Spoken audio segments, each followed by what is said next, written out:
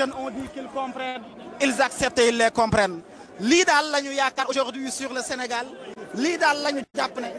lii non lii daal la ñu jàpp ne c'est le Sénégal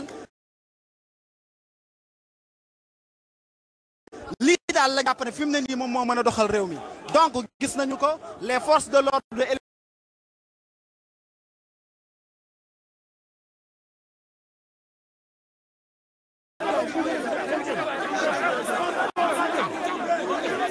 merci beaucoup ñoo ko déggandoo ki nga xam ne moom moo chef police yi ñëw na waxtaan ak ñoom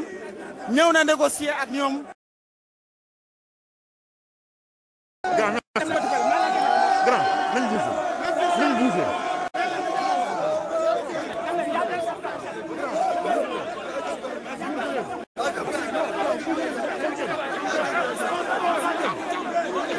merci beaucoup ñoo ko déggandoo ki nga xam ne moom moo chef police yi ñëw na.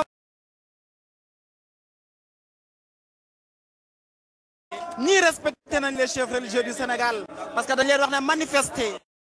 mais ne détruisez pas les biens d'autrui. tey jii nii ñoo ngi manifester mais ils ne détruisent pas de biens ces jeunes là. loolu c'est important léegi nag fi mu ne nii ñii di police ñëw nañ nee nañ ils veulent parler aux responsables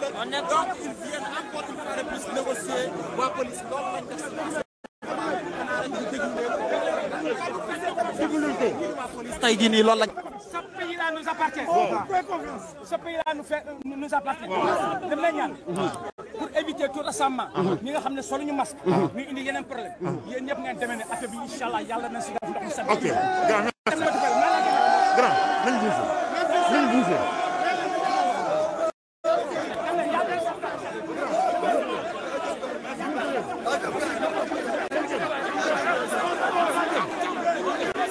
merci beaucoup ñoo ko déggandoo ki nga xam ne moom moo chef police yi ñëw na waxtaan ak ñoom ñëw na négocier ak ñoom et les jeunes ont dit qu'ils comprennent ils acceptent et ils les comprennent. lii daal la ñu yaakaar aujourd'hui sur le Sénégal lii daal la ñu jàpp ne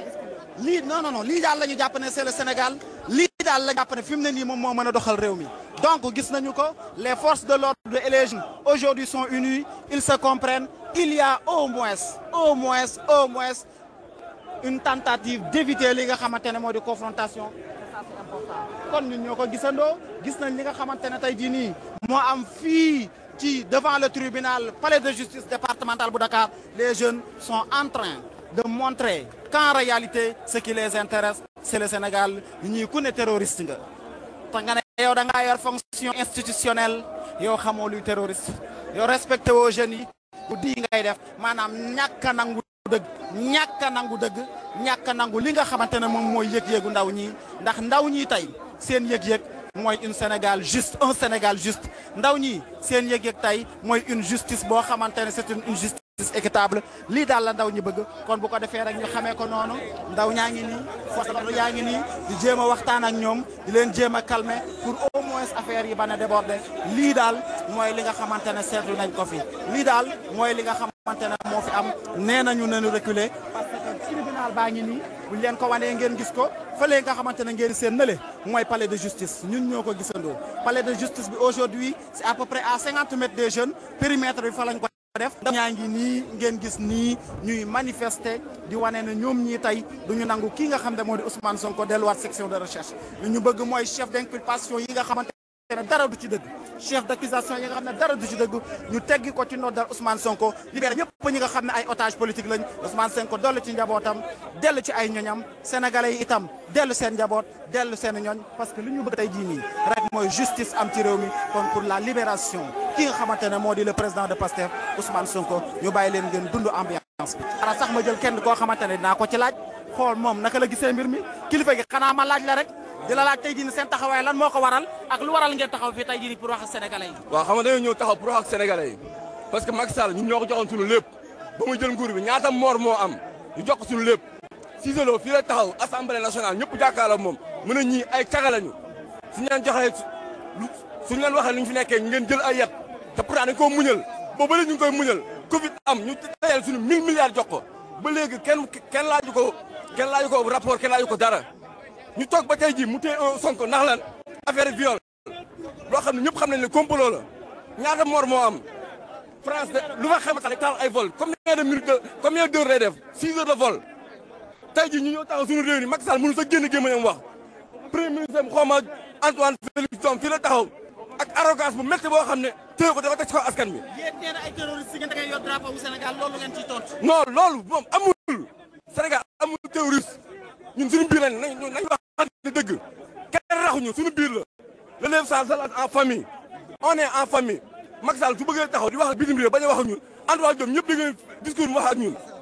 discours français bi ak discours wolof bi bokkul Antoine Diome tey ma taxaw ak ñoom daal ay terroriste lañ te xam naa ne caméra ay tax su ñu woon caméra mu saaga ñu ndey. léegi dama leen di laaj rek mooy tey jii nii est-ce que da ngeen a bëgg a ñibbi ànd ak Ousmane Sonko wala fi ngeen ko nama bàyyi tey. Ousmane Sonko plus les détenus ñëpp dañuy ñibbi 16 millions de personnes 50 personnes da bëgg a yor suñu réew. di def lu ñu neex la ñuy def si dëkk pour lan Ousmane Sonko deful waxul dafa yee sénégalais yi ñu ànd ak moom ci loolu. gis nañ ñi nga xamante ne ñoom ñooy kilifa diine yi daal leen woo sans violence tey ngeen ñëw na du ngeen def violence daal leen di dégg est-ce que yaakaaru leen na Macky Sall itam war na leen dégg bu dee yéen ñii tey jii di ay ndaw dégg ngeen ñi nga xam ne ñoom ñooy kilifa diine yi. ñun Sénégal dañoo am respect suñu kilifa diine ñun loolu la ñu yaree waaw Macky Sall déggul kenn ku dul tubaab bi Macky Sall déggul kenn ku dul tubaab bi kilifa yi ba ñu waxee ñun dañoo teg suñu tànk lépp taxaw mais Macky Sall moom ba mu taxawee situation ordinaire ba léegi si la téye. kon boog ñoo ko déggandoo ñoo ko gisandoo gis ngeen li nga xamante ne tey jii nii moo am fii ñi nga xam ne ñoom ñooy ndaw ñi tey nanguwuñu yenn yi ñu koy kaas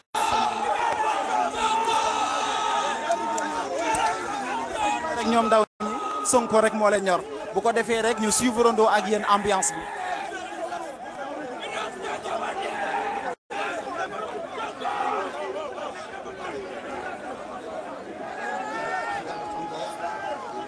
gis ngeen kii touche pas à Sonko la wax l'homme du peuple la ñu jàppee ki nga xam ne moo di Ousmane Sonko et ces sénégalais là sont le peuple sénégalais ñii ñooy le peuple sénégalais comme ñoom nee nañu Ousmane Sonko moo leen di représenté ñu nangu ñu jaay ko doole du ñu nangu complot ci kawam ndaw ñi nee nañ muñ nañ ba sonn waaye muñ gi nag eggul ci ñu jàpp kii di Ousmane Sonko comploté ko ñu ne muñ gi eggul ci nangu ñu complot bi nga xamante ñoo ngi koy teg Ousmane Sonko nee na muñ gi nanguwul tey jii nii ñoom ñii ñuy seetaan Ousmane Sonko ak ay ñoñam ñu tëj leen ci kaso bi nee na ñoom duñ ko nangu moo waral ñu génn def seen manifestation spontanée ndaw ñii daal ku leen déggul tey ma xam ne yow Sénégal ñoru la ndaw ñii ku leen bàyyi xool te yërëm leen ba xam ne Sénégal ñoru la parce que lii ma gis fii tey jii nii c'est une jeunesse boo xamante ne lenn rek moo lay ñor mooy sénégalais. yéen gis nañ ne tey jii nii yéen a ngi. dañoo am naqar nen bàyyi Ousmane Sonko libéré Ousmane Sonko la ñu wax ñu bàyyi mbooleem kuñ booleeg moom ñu jàpp ko nañ ko bàyyi loolu moo di andi Macky Sall la dégage. kon ba ñoo ko déggandoo gis ngeen ñoom nee nañu Macky Sall dégage waaye lu mu si mënti noonu daal l'essentiel mooy Ousmane Sonko nañ ko maintenir bu ko defee ñoom buñ bàyyee Ousmane Sonko ñoom ñu mën a dox seen jàmm waaye daal nee nañu buñ ko bàyyiwul mënuñu nangu yi te li ci gën a neex mooy ndaw ñi tey nee nañu dégg nañ appel bi nga xamante ne kilifa diine yi wax nañu ko te appel boobu noonu moo waral ñu indi jàmm kon keneen ki nga xamante ne moo war a dégg wooteb kilifa diine yi ak wooteb médiateur mooy le président de la république bu leen respecté amaana dina indi jàmm xanaa ñu bàyyi xel loolu rek déglu ko xool tey naka la wànnante di mu jég bëtam je rappelle juste qu'une chose fii ñuy wax ak pendant que ndaw ñi ñoom ñi ngi def seen manifestation ci biir tribunal bi kii di président Ousmane Sonko en principe mi ngi war a jàkkaarloog doyen des juges parce que 11 heures la war a jàkkaarloog moom et en ce moment il est 10h36 waaye loolu xamaguñu mais le plus important mooy en ce moment li ñu gis nii mooy ndaw ñi ñooy manifester dañu laaj keneen kii sax moom lan moo waral taxawaayam bi sëñ bi tey lu waral sa taxawaay fii ak lu ngeen bëgg. waaw gis nga moom ñun dañoo ñëw moom pour jéem a xam nga accompagner suñu leader bi mooy Ousmane Sonko parce que liñ ko tegal moom vraiment ñun kontaanuñu dañ ko tegal loo xam ne daal vraiment loolu dafa métti si nit ñi moom surtout la population suñu toll nii moom population bi dafa mere surtout l'état du Sénégal parce que loolu dañ ko waroon a liggante dès le début mais dañoo bàyyi ba affaire bi dégénéré ñi bëgg a régler ce problème te donc instant yi ñun fu mu toll nii moom du ñu accepter loolu donc ñu ngi si ginnaaw Sonko instant yi nii nañ ko bàyyi wala fu ñu bëgg ñu dem moom nañ fa egg te fu mu toll nii moom ñun suñu bakkan moo ñu ko jar suñu bakkan moo ñu ko jar. Inch'Allah. ok allez merci beaucoup. Merci beaucoup. Est-ce que tey nekkul da ngeen a bëgg a yóbbu Ousmane Sonko dañ koy gunge ba këram. mais Ousmane Sonko dañ koy gunge ba këram. dañ koy gunge ba këram fu mu toll nii. te fu mu toll nii ñu ngi remercier surtout les forces de sécurité parce que ñoom quand même c'est des personnes conscientes. xam nañ li ñuy def donc ñun ñoo bokk ndey ñoo bokk baay. donc fu mu toll nii kenn du ñëw jaxase surtout suñu dëkk bi yàgg nañoo nekk yàgg nañoo bokk ensemble donc fu mu toll nii xeex boobu ba faw duñu bàyyi. dafa bëgg a moom Sénégal. ñun duñu ko nangu tey suba. ñoo ko déggandoo les jeunes n'acceptent pas les jeunes nee nañu duñu nangu tey ñibbi sans Ousmane Sonko. les jeunes cette jeunesse là elle est respectable comme je l'ai dit tantôt ñii ku leen dégluwul ku leen bàyyi xel nguur goo mënti yore sa nguur goo succès parce que aujourd'hui nous savons que plus de 60% de la population sénégalaise est constituée de jeunes et aujourd'hui ce sont ces jeunes là qui manifestent aujourd'hui ce sont ces jeunes là ñoom ñoo jóg ngir wane seen ñàkk mbëkk ñoom ñoo jóg ngir soutenir après tout kii nga xamante ne moom mooy seen leader politique muy Ousmane Sonko kon ñoo ko gisandoo xanaa ñu bàyyi leen rek ngeen dund ak ñun ambiance bi ànd ak ñun ñu xam ne ñoo ngi fii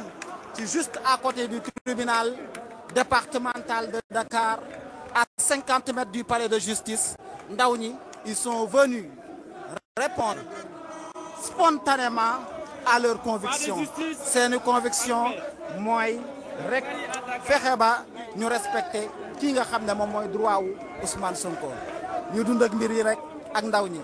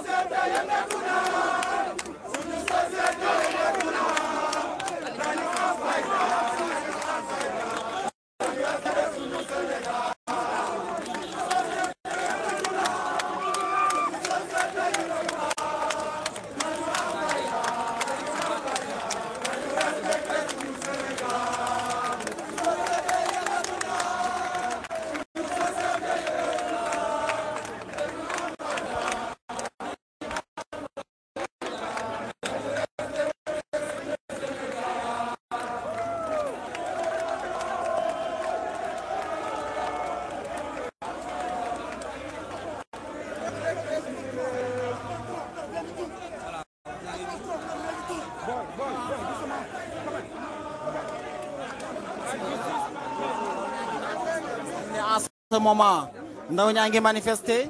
pendant ce temps gis nañ aussi la police est venue en renfort bien vrai que en ce moment jàmm ak salaam rek moo fi am ndaw ñi dañuy manifester wu. bu ko defee ñun waa presse bi ñoo ngi ñuy jël duñu arrière loo ñun waa presse bi waa force de l'ordre yi ñoo ngi naan ñu nañu arrière un tout petit peu en tout cas ñoo ngi gis li nga xamante ne moo am fii en tout cas nous voyons en ce moment ce qui est en train de se passer. Les jeunes sont en train de manifester les forces de l'ordre nee nañ presse bi nañu arrière qu'est-ce qui va se passer ñun xamaguñu ko wax dëgg neex yàlla mais espérons que jàmm ji nga xamante ne moom la ñu tàmbalee négociation bi nga xamante ne moom la ñu tàmbalee mu continuer aujourd'hui violence bañ a am. Je rappelle juste que ndaw ñi jusqu'à ce présent defuñu benn activité boo xamante ne day wane ne li violence parce que nee nañu il respecte les consignes données te consignes yooyu ñi ko joxe moom mooy les émissaires religieux consignes yooyu ñi nga xamante ne ñu ko joxe ki ko joxe mooy le médiateur de la République Alioune Badara Cissé ndaw ñi daal ñu ngi noonu di way di naan boo ko laalee dinañu la dóor ñoom nee nañu Ousmane Sonko duñu nangu tey kenn laal ko duñu nangu tey Ousmane Sonko fanaan fi nga xamante ne moo di tribunal fanaan fi nga xam ne moo di section de recherche wala muy fanaan Rebeuss li ñu mën a dégg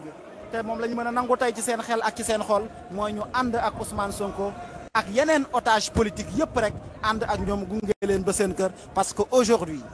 l'essentiel mooy le peuple sénégalais et cette expression là bi ñuy gis nii c'est le peuple sénégalais qui est en train de s'exprimer donc lii ko respecté wul. Qu'est-ce que la loi, qu'est-ce que le droit? Tout cela est dit au nom du peuple sénégalais, et ce peuple sénégalais ñoom li ñu bëgg mooy ñu libérer ki nga xam ne moo di Ousmane Sonko. bu dee droit ci ñoom lañ koy waxee, bu dee loi ci ñoom lañ koy waxee, ñoom ndaw ñi nee nañu li ñu bëgg mooy ñu libérer ki nga xam ne moo di Ousmane Sonko. kon ñu gisandoo ko rek, ñun ñoo ko gisandoo. En ce moment les jeunes sont en train de manifester et de dire en réalité aujourd'hui du ñu nangu mukk benn yoon kii di Ousmane Sonko des fi nga xam ne moo di tribunal. kon ñu gisandoo lii ak ndaw ñi li ngeen gis ñu xaw a arrière nag lenn rek moo ko waral mooy force de l'ordre yi ci seen bopp ñoom ñoo ne nañ xaw a sori ndaw ñi, ñoo taxaw suñu diggante ak ñoom, moo waral ambiance bi wàññeeku, ñoo taxaw suñu diggante ak ñoom, moo waral peut-être mu am benn décalage entre ñun ak ñoom ci wàllu image. mais lii ngeen gis nii daal mooy li nga xam ne moo am en ce moment buntu palais de justice bu Dakar. Les jeunes ont répondu massivement à l'appel de leur conviction, et aujourd'hui seen conviction boobu mooy lan? Une justice, une neutralité dans la société. moo waral ñoom ndaw ñi ñu ñëw tey jii nii manifester li nga xamante ne mooy seen yëg-yëg, mooy seen sentiment. mais le plus important aujourd'hui gis nañ policiers yi encore une fois de plus mooy force de l'ordre yi ba tey mi wax ak yéen dañuy négocier ak jeunes yi, di waxtaan ak les leaders, di waxtaan ak ñoom pour ñu xam réellement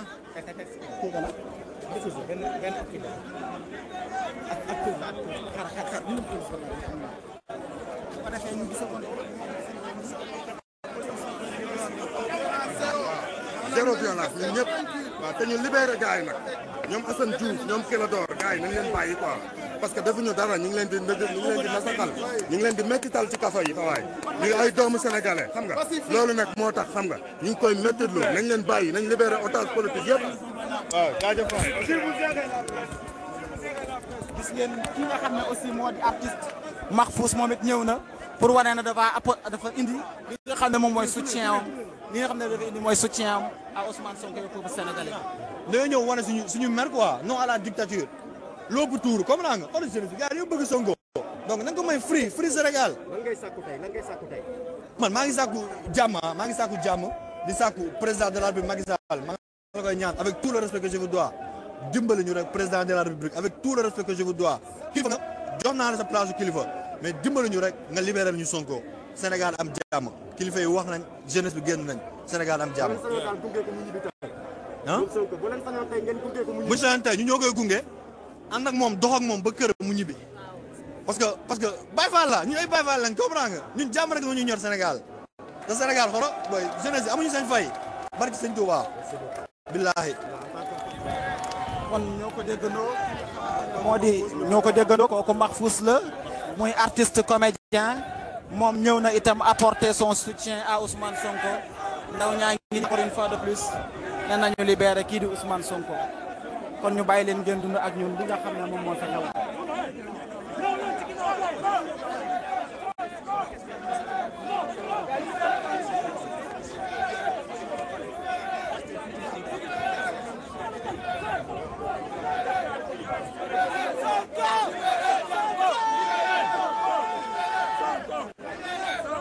gis ngeen kii doomam la indaale parce que nee na doomam ci Sénégal boo xamante ne Sénégal bu dox la yaakaar te doomam ji moo waral muy xeex doomam ji moo waral tey jii mu ñëw manifesté wu parce que daa bëgg bu ëllëgee réew mi bu tegoo ci yoon tegu ci loxoy Ousmane Sonko doomam ji mën a am yaakaar ne réew bi dina tegu ci yoon doomam ji dund ci réew moo xamante ne justice moo fay dox doomam ji dund ci réew moo xamante ne lépp lu fay dox te tegu ci yoon la moo waral kii ngeen gis léegi ñu wan leen ko mu indaale doomam pour wane na ñoom justice moo leen ñor. Comme vous le voyez, je le disais tantôt, nous sommes ici devant le palais de justice de Dakar. Les jeunes sont venus massivement manifester leur soutien, leur conviction à Ousmane Sonko. Ils sont venus manifester leurs principes. Ils sont venus manifester leur frustration. Ils sont venus manifester leur colère et leur mécontentement. Ces jeunes-là, aujourd'hui, ils disent qu'ils ne vont pas rentrer sans Ousmane Sonko. Ces jeunes-là, ils ne vont pas rentrer sans les leaders de l'opposition yi nga xamante ne tey jàpp na leen notamment les otages politiques. kon boo ko defee ngeen bàyyi ko xel xam ne sénégalais yi lànk nañ nee nañ yenn ñi duñ ko nangu bu ko defee noonu daal lañ ñu expliqué tey. voilà kon bu ko defee mu leen xam rek en ce moment li nga xam ne moo fi am mooy daal au moins une manifestation pacifique les forces de l'ordre semblent avoir compris jeunes yi aussi ils disent qu'ils acceptent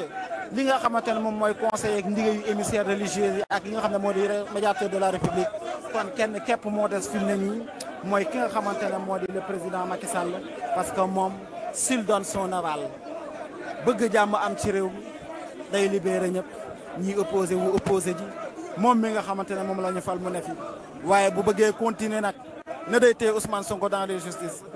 na day continuer ñeneen ñi nga xamante ne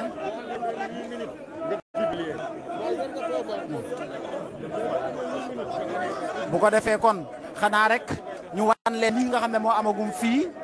en ce moment ñu dem xool ba xam de l'autre côté avocat yi lan moo fa ne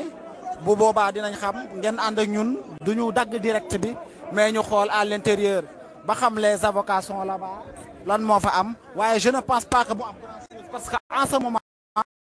li ma seetlu rek mooy presque presse bi nga xamante ne ñi nekkoon de l'autre côté yëpp ils sont venus rejoindre ces gens-là qui sont venus manifester pacifiquement te fële li fa mën a am leen képp la ci information mooy avocat yi ñëw jox ñu li nga xamante ne moo fa xew naam moo ëpp solo parce que ñu xam ban état la li nga xamante ne moo di mbir mi di avancé ci biir parce qu'il faut le rappeler kii di président Ousmane Sonko mi ngi en ce moment ci biir tribunal bi war a jàmmaarloo ki nga xamante ne mooy le juge du premier cabinet le juge Samba Sall amaana sax juge Samba Sall moomu bu ñu taxawee ci moom am na la Ousmane Sonko waxoon ci moom bu ko defee loolu aussi duñ ci wax duñu ko commenté waaye ngeen bàyyi ko xel ngeen xam ne daal en ce moment fii ñuy waxee ni li nga xamante ne moo xew fii ci palais de justice mooy jeunes yi dañoo ñëw manifester de l'autre côté les avocats Ousmane Sonko et les juges d'instruction en principe sont en train de faire leur audition waaye lu mu si mënti doon li ñu set daal mooy au moins le plus important et l'information aujourd'hui mooy ndaw ñi ñëw nañ manifester pacifiquement ci jàmm ak salaam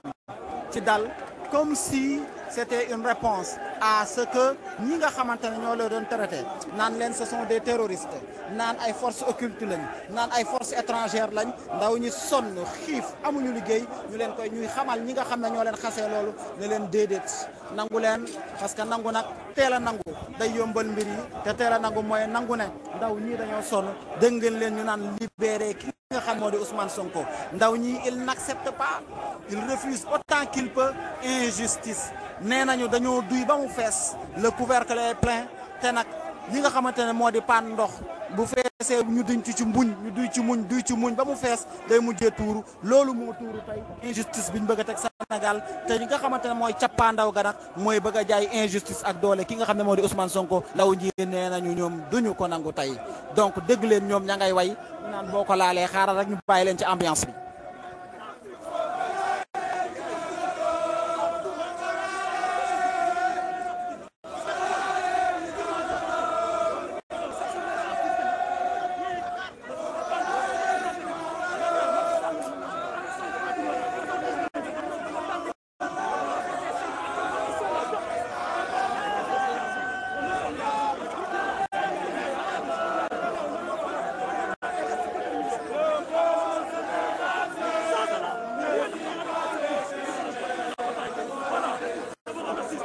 xanaa ñu ànd ak yéen jël réaction ñu xool kii lan lay wax ñu xool kii lan lay wax. La seule chose qu'on a besoin, Macky dégage, c'est ça qu'on a besoin. La libérer de Sonko, à part ça, on a besoin d'autres choses et d'autres éléments. Salam alaikum. ñoo ko déggandoo ñoom nee nañu libération de Ousmane Sonko mais aussi li ñu ci teg mooy Macky dégage ñoom ndaw yooyu ku ci ne ak sa xalaat ku ci ne ak expression parce que liberté d'expression la ñu wax bu ko defee ngeen gisandoo li nga xam ne moo di am fii lii daal jar na bàyyi xel cette jeunesse là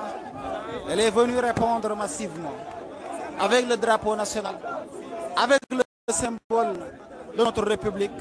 bi ci gën a kawe bi ci gën a fort ngir wane ne rek ñoom duñu nangu yenn yi ngir wane ne rek ñoom ay sénégalais lañu te ci Sénégal lañu bokk yamuñu ca sax nag ndaw ñi bu seen yaram tuggee la di nga ko dégg fi mu ne nii toll nañ sax nee nañ li nga xam ne moo di Macky démissionne ah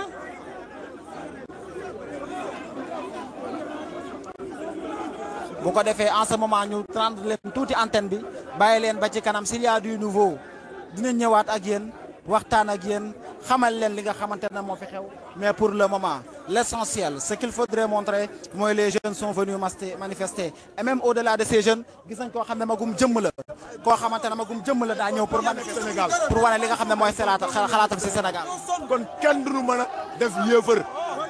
kenn du mën a def yëfër sëriñ si wax nañ sunu croyant sunu wasila yëpp wax nañ ñun nag nous sommes des croyants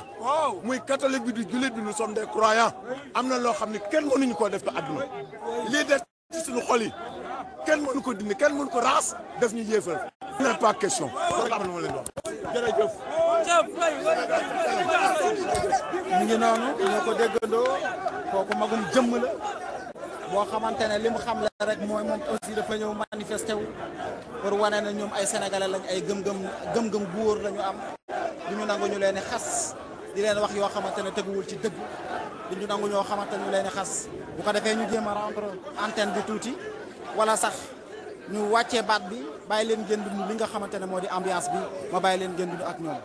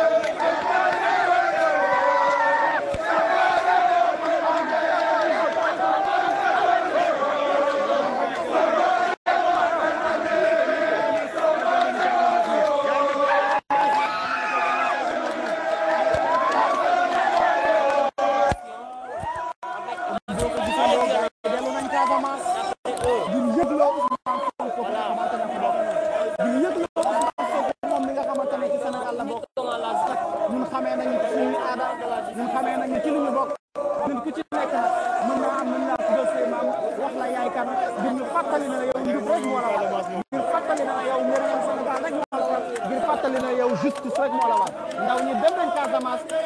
bi nga xam ne dem leader Ousmane Sonko ñu bàyyi leen gën lu ko ñoom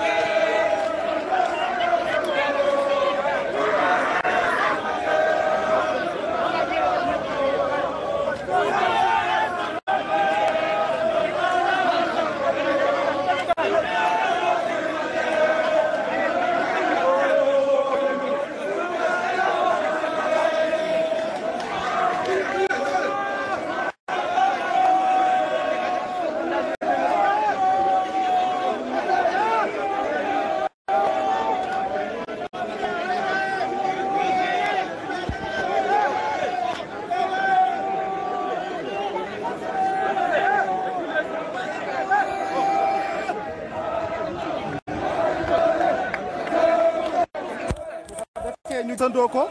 ñi nga xamante ne ñoom ñooy force de l'ordre yi ils sont venus daal di woo presse bi ne leen nañ génn ci marche bi quelques préparent ñun xamuñu ko waaye génnee nañ ñu marche bi détaché nañu ak marche bi nag pendant ce temps ñi ngi nii force de l'ordre yaa ngi dem di jàkkaarloo ak ñoom di négocier toujours ak ñoom ñoo ko gisandoo ndaw ñaa ngi nii di wanewu toujours comme toujours di exprimer encore une fois plus les bras croisés na jàmm moo leen fi indi ñoo ko gisandoo.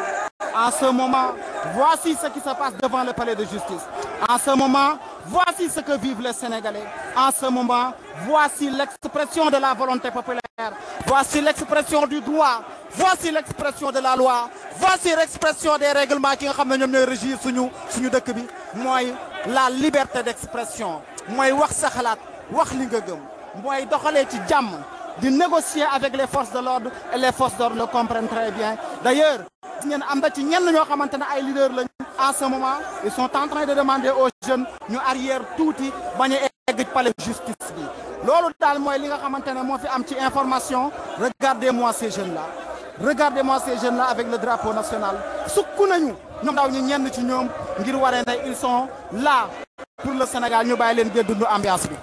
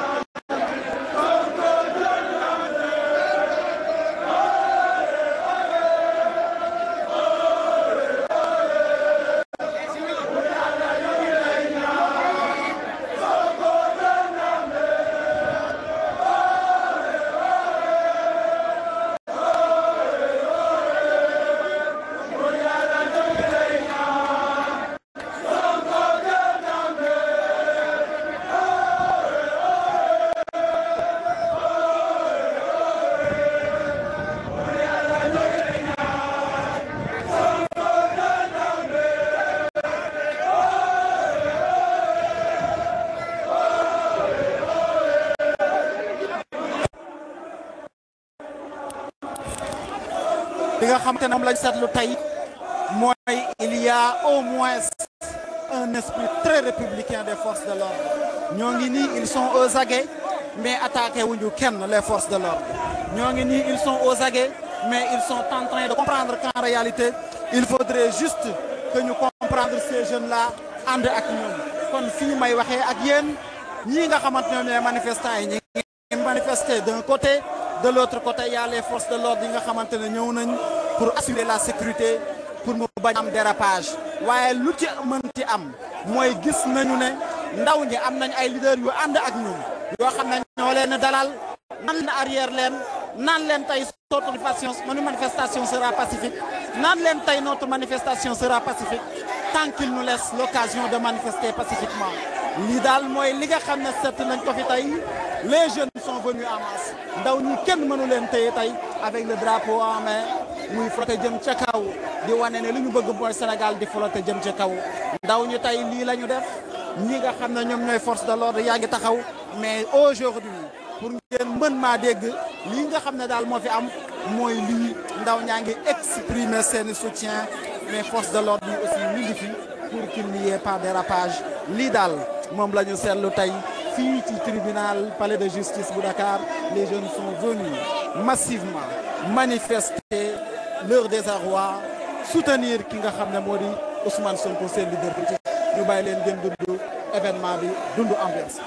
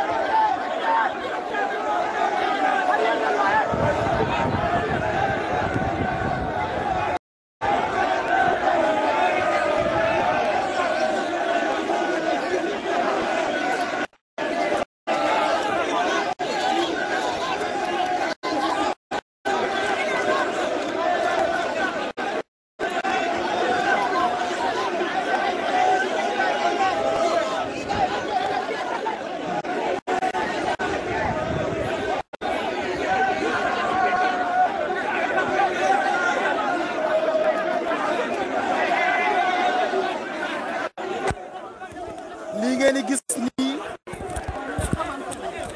ngeen di gis nii je le rappelle mooy ñi nga xamante ne ce sont les leaders ci ñi xam ne ñooy manifestants yi pour dalal leen xamal leen ne tey jii nii li nga xamante ne moo leen tax a jóg mooy manifester passivement tey bëgguñu confrontation avec la police aussi semble l'avoir compris parce que bëggul manifestation ak ñoom bëggul confrontation ak ñoom mais ndaw ñi ñu ngi yor seen drapeau ñoo ko gisandoo nii drapeau baa ngi flotté gaa yaa koy yëkkati di wane ne tey jii nii c'est le Sénégal qui devra gagner et pour que le Sénégal gagne il faudrait la libération des otages politiques en premier ki nga xam ne moo di Ousmane Sonko pour que le Sénégal gagne il faudrait qu'on accepte que ndaw ñi am nañ droit manifester pour que le Sénégal gagne il faudrait que la paix règne et pour que la paix règne il faudrait libérer ki di Ousmane Sonko donc pour ngeen mën a comprendre li nga xam ne moo xew fii may wax ak yéen ñii nga xam ne ñoom ñooy force de l'ordre bi ñoo ngi nii ñoom ndaw ñi ñii jàkkaarloo bu leer nañ mais il n'y a pas jusqu'à ce présent lu ñu mën a tuddee li nga xamante ne moo di violence wax dëgg na yàlla parce que encore une fois de plus ndaw ñi ñu ngi leen wax ñu puus may force de l'ordre yi fi nga xamante ne fa la ñu dressé seen périmètre ñoom ndaw ñi ñu mën a manifester pacifiquement parce que l'essentiel c'est de manifester pacifiquement parce que l'essentiel mooy lépp jàpp am ci am salaam parce que l'essentiel mooy fexe ba lépp tegu ci yoon lii daal mooy li nga xamante ne moo am fii ci tribunal départemental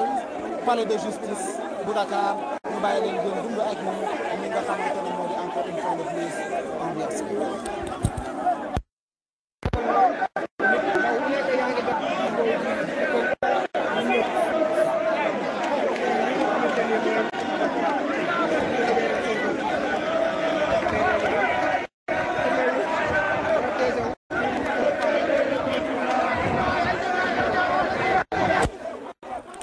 ne liggéey bi tey jii ni Sénégal rek moo ñu ñor ki nga xam ne moo di Pape Ibrahima Fall di caméraman bi nga xamante ne libéré nañ ko démb ci guddi section de recherche moom caméraman bi reprendre na service dès aujourd'hui nee na le combat continue nee na Sénégal moo ko ñor nee na jàppoo Sénégal a taxoon ñu jàpp ko Sénégal moo tax ñu bàyyi ko kon tey Sénégal lay liggéeyal moo tax moom Pape Ibrahima Fall ñëwaat na fi mu ne nii may waxee ak yéen reprendre na liggéey bi pour continuer liggéey bi nga xamante ne moom la ñu tàmbali mooy Jotna TV def liggéey boo xamante ne liggéey bu am solo la pour sénégalais yi xam ne li ñor ci réew mi rek tegu ci yoon ñoo ko gisandoo kon bravo à Pape Ibrahima Fall moom bi nga xamante ne ñu ngi ko jàppoon depuis mercredi ak Ousmane Sonko libéré nañ ko démb ci guddi gi tey jii nii xëyaat na nekkaat ci terrain bi pour servir le pays cette jeunesse là ak engagement bi boobee ku ko jàppee ne ñooñu ay activité terroriste la ñuy mëne yow yaay terroriste ku jàpp ne loolu terrorisme la yow yaay terroriste ku jàpp ne loolu force étrangère la yow yaay force étrangère ku jàpp ne loolu force occulte la yow yaay force occulte parce que drapeau bii force occulte du ko yor drapeau bii ngeen di gis nii force étrangère du ko yor drapeau